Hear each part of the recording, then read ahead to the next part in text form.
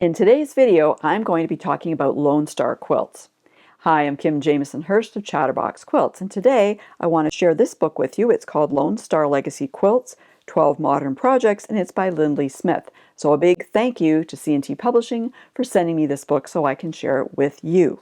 Now let's take a look inside. Now I've got to admit that I've never made a Lone Star quilt yet.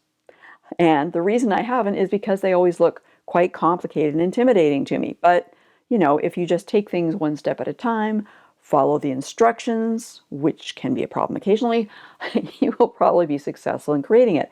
And actually, in the front, in the introduction, Lindlee talks a little bit about this, and she says that this book requires some intermediate and advanced skills. However, if you don't consider yourself an intermediate or advanced quilter, please keep reading. So she talks about making a Lone Star quilt full of mistakes, but they still love it, 10 years later. And she says here that the best way to improve your skills and confidence is to challenge yourself and practice and just go for it. And I agree with all of those sentiments. So yes, practice obviously helps. And in this particular case, when you're making these types of quilts, she does talk about, precision is key to making sure everything works. But again, that comes with practice. So don't be discouraged. Give it a try, and let's take a look at what she's got in this book. She talks again about slowing down and embracing the process. These are not quick quilts to make. They're going to take a little longer, but the effort is usually worth it in the end, right? You're going to have a beautiful quilt. She goes into the different supplies that you need, kind of your basic supplies that you would usually use for most quilts. And then she has some optional but helpful supplies as well. And I like that she includes these because you may have some of these and they will be helpful for these projects. If you don't, maybe you want to purchase them, but you don't have to, right? But it is helpful to know what she likes to use and recommends. She talks about picking out the different colors, how she gets inspired to make these quilts and choose her fabric colors. And she says her color picking philosophy is that there are no rules. She goes, really? Use the fabrics and colors you love that make you happy to look at.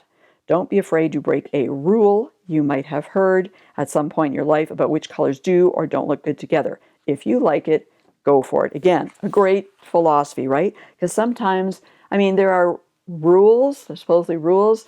I kind of look at them as guidelines, right? So don't be afraid to do something different. If you like a combination of fabrics and somebody else doesn't like it, that doesn't matter. Okay, use the colors you like, the fabrics you enjoy working with, and you'll have a very successful project. Now, if you're not aware, these types of quilts are made with diamonds. So she gets into how to cut and sew diamonds. And there are lots and lots of photos or illustrations in this book to help you understand if you're someone who is a visual quilter. All the information that way will be very helpful. Of course, there's text as well.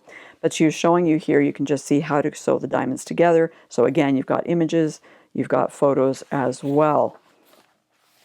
There's going to be some Y seams in here, so she talks about embracing the Y seams, and sometimes you absolutely have to use them, as in some of these projects. So she's building your confidence in this book. That's what I like about it. First, it's like, it's okay to try things. It's okay to make mistakes. It's okay to keep practicing to get better. It's okay to use the colors you like. So just, take your time, enjoy the process, learn. You're going to learn as you go along, and you're going to have a beautiful quilt at the end. And the quilts in this book are gorgeous, I've got to say. So she talks about using Lone Star and Broken Star blocks in here and how to make different quilts with them. So the Broken Star quilt assembly, for example, so you can see how stunning this is. And I think one of the things in this book as well is taking a really close look at the colors, the fabric she's putting together in these to see why they are so effective and why they work so well. You can always learn from other people's projects, right? Then she talks about how to finish the quilt as well with your backing, your binding. And again, there's lots of information on this, including a lot of great photos. So, even if you don't consider yourself an intermediate or advanced quilter, there is information in here for you if you're more at the beginning level. Now, she talks about in some of the background of these quilts, there are squares. If you want, you could switch them out and actually put in some pieced blocks. So she has some different blocks that you can use in here. One of them is this fishtails star. So again, you've got all the information about how to assemble it and everything. And I like how she's got the colored graphic here an outline just so you can see the pieces of it, and then actually made up in fabrics. That's very helpful, I think, to see exactly how things go together in that outline, and then different colors that you may have want to choose. Like you've got colors here, but then you have maybe some different ones that she's showing in the actual block photo. Another one is window star. So there's a few other blocks in there as well. And then she's talking about if you're making some of these blocks, maybe you're making some of these blocks to learn a technique, to practice, to make sure that you can make them before you tackle the big quilt. You might want to do something with those blocks, right? We all have these orphan blocks. So she has different projects in here, like this tote bag, where you could take some of those blocks or one of those blocks and make it into an actual project that you can use, right? Tote bag is always handy, right? How about a pillow? We've got a couple of different blocks in here. You can see how she's got the different, there's 4 blocks here, but 2 on each pillow.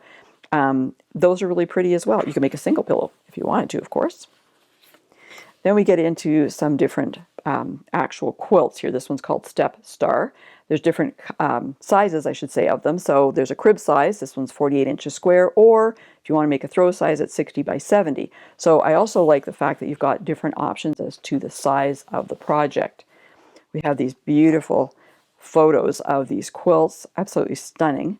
Not my colors at all, but the way she's used them, the contrast between the colors makes it oh so effective.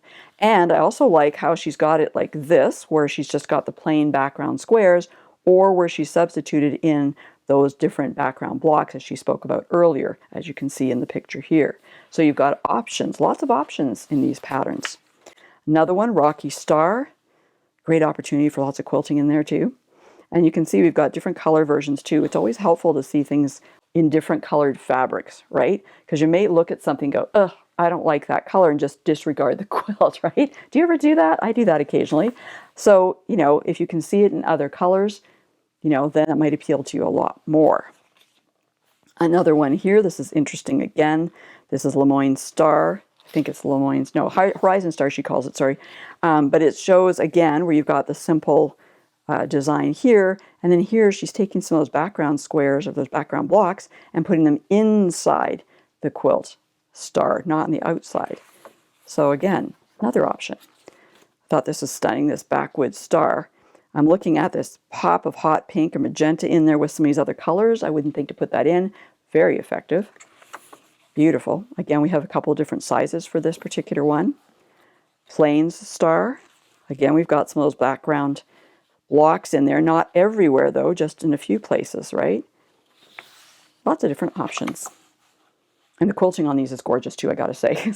I'm looking, you can see the quilting on them, so it's really nice to see that.